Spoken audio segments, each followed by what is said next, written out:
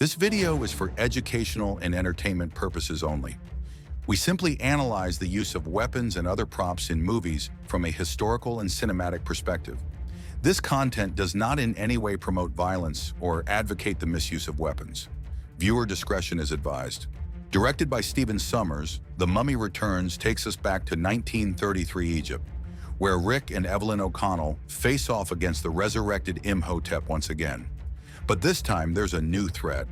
The Scorpion King, an ancient warrior with an army of supernatural creatures at his command. Released in 2001, this sequel was a massive box office success, raking in over $435 million worldwide on a $98 million budget. The film cranked up the action, the special effects, and yeah, the firepower too.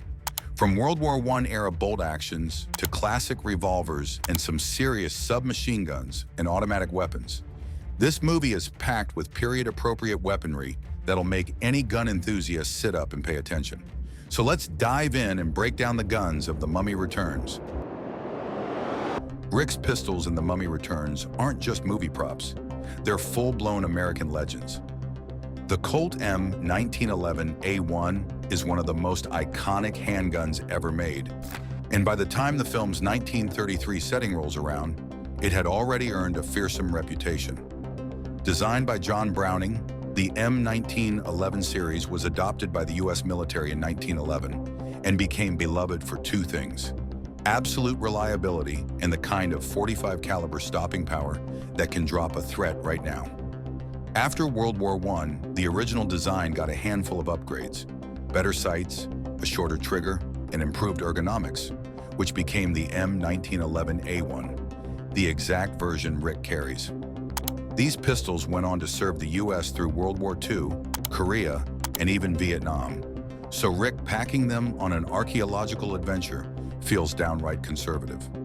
Mechanically, these Colts are single-action, recoil-operated semi-autos, meaning Rick has to carry them cocked and locked in his shoulder rig for quick draws. A perfect setup for someone who spends half his life running from undead sorcerers. Each pistol uses a 7-round detachable magazine, plus one in the chamber, giving him 8 shots before a reload. And that reload is fast. Pop out the empty mag, slam in a fresh one, rack the slide if needed, and he's back in the fight. Compare that to the slow, eject each round routine from his old French revolvers in the first movie, and it's obvious why Rick upgraded. When a swarm of supernatural enemies is charging you, semi-automatic fire is a very welcome luxury. The .45 ACP cartridge is another reason these guns feel so perfect for Rick. The round is heavy, slow, and hits like a truck, exactly the kind of firepower you want when mummies, cultists, or jackal-headed warriors refuse to stay dead. Throughout the film, we see Rick drawing both Colts in one smooth motion from his double shoulder rig, laying down controlled but powerful shots that send enemies flying.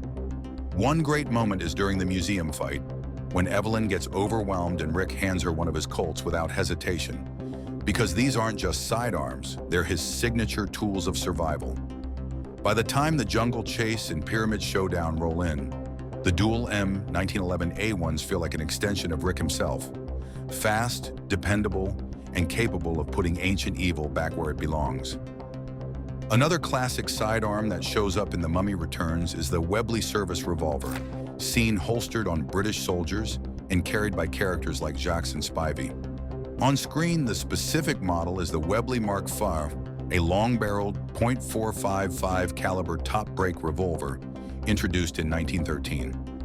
Like all the big Webleys, the MKV hinges open from the top, lifting the barrel and cylinder downward and automatically kicking out all 6 spent shells in one sharp motion. That automatic ejector is a huge advantage compared to older gate-loading revolvers or Rick's Chamelot Delvine from the first film, which forced you to poke out each empty casing one at a time. With a Webley, a soldier could dump empties and reload in seconds. The Webley line served as the standard British military sidearm from the late 19th century through World War I and continued in widespread service into the 1930s, right around when the events of the film take place. The earlier .455 Webley Mark IV, the famous Boer War model, was still common, but by 1933, Both the .455 Mark V and the newer .38-200 Webley and Enfield revolvers would have been perfectly believable sidearms for British troops and colonial officers stationed in Egypt. The Mk5 kept the heavy .455 cartridge, known for slow, thudding bullets with serious stopping power, and retained the distinctive bird's head-style grip that makes these revolvers instantly recognizable. In the movie, the choice to arm British characters with Webleys is not just visually cool, it's historically spot on. The British Empire maintained a major presence in Egypt during this era, and seeing these rugged, authoritative revolvers in their holsters adds a layer of authenticity that gun enthusiasts can't help but appreciate. Even if the exact mark or caliber isn't matched perfectly on screen, the Webley Mark V fits the setting so well that it feels right at home in Rick's world of ancient curses, desert chases, and supernatural chaos. Another powerhouse weapon Rick O'Connell brings into the fray in The Mummy Returns is his Winchester Model 1897 pump-action shotgun, which gets some of the most memorable hero shots in the entire film.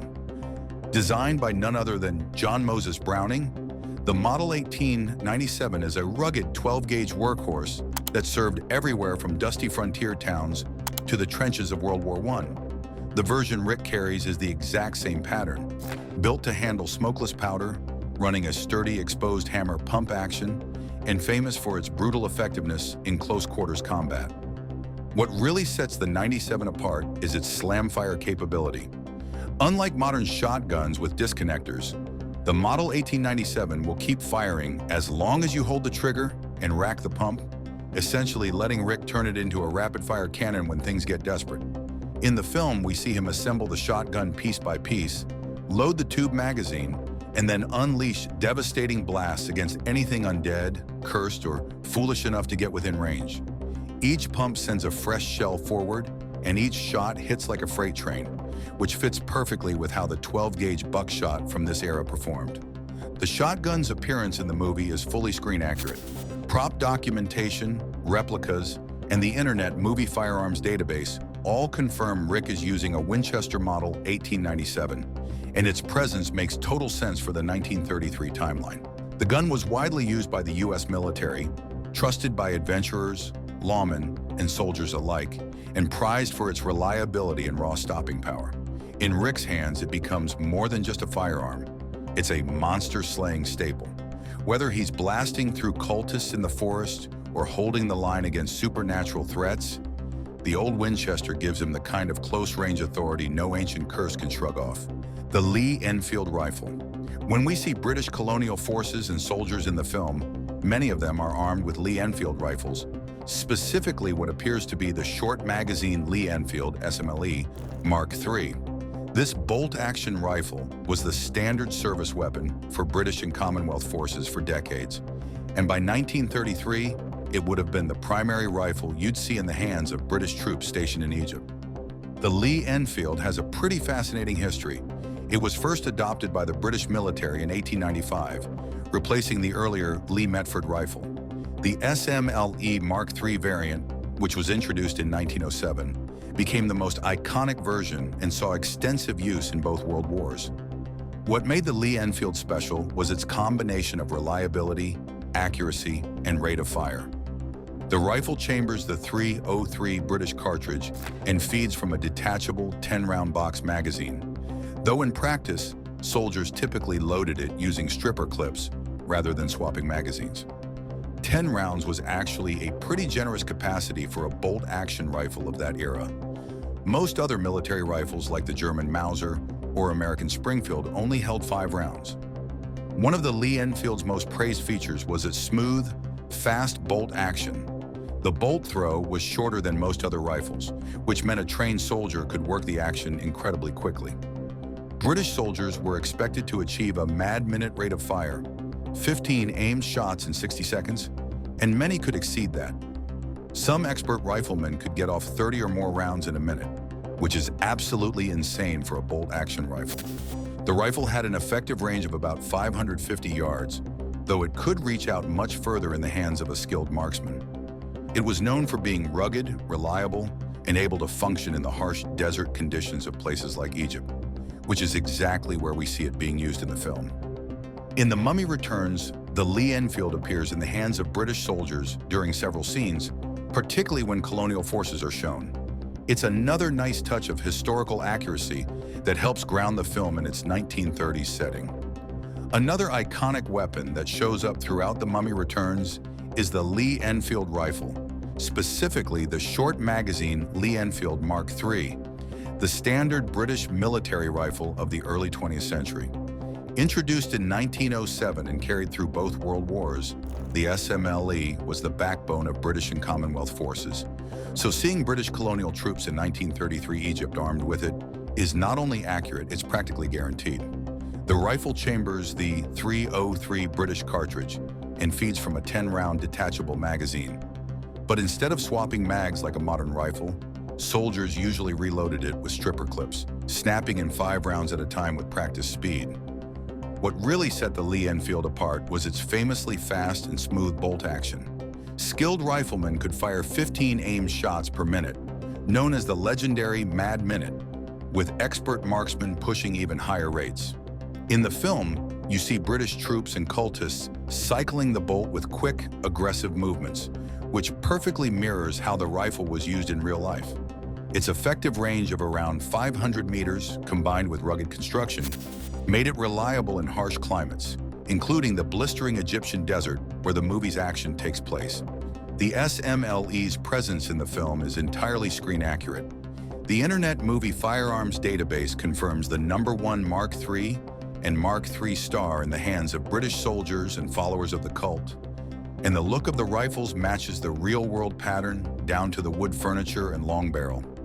The Lee Enfield wasn't just a service rifle, it was a symbol of British military presence across the globe.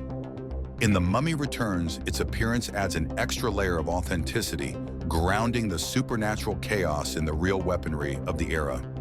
Whether it's fired from a defensive line or used by cultists in a frantic charge, the SMLE brings a sense of historical weight and battlefield credibility to every scene it's in. The Mauser C96 broom handle, one of the more distinctive handguns that appears in The Mummy Returns, is the Mauser C96, also known as the broom handle because of its unique broom-shaped wooden grip. This semi-automatic pistol has one of the most recognizable silhouettes in firearms history, and it's always cool to see it pop up in period films. The C96 was designed in the 1890s by the Mauser brothers and went into production in 1896.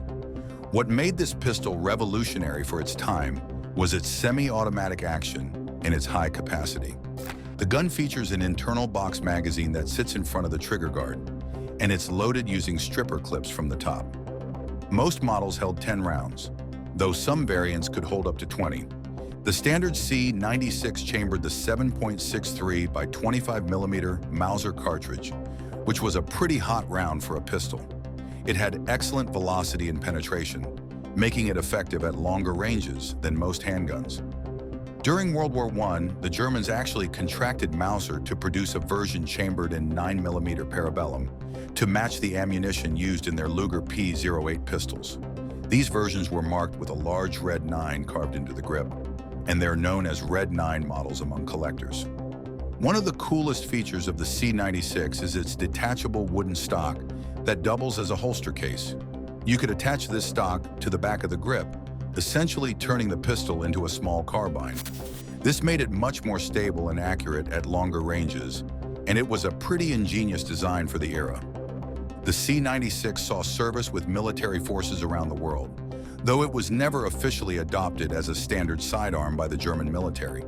However, it was incredibly popular on the commercial market and was purchased by officers, adventurers, and civilians throughout the early 20th century.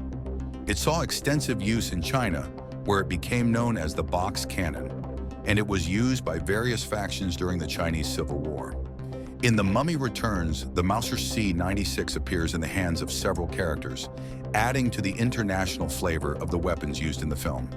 It's exactly the kind of gun you'd expect to see in 1930s Egypt, where people from all over the world were converging for archaeological expeditions and colonial administration. When the action really heats up in The Mummy Returns, we get to see some serious firepower in the form of the Lewis gun, a World War I-era light machine gun. This weapon appears mounted on vehicles and in defensive positions, and it's an absolute beast when it comes to laying down suppressive fire. The Lewis gun was designed by U.S. Army Colonel Isaac Newton Lewis in 1911, but here's the kicker: the U.S. military never adopted it.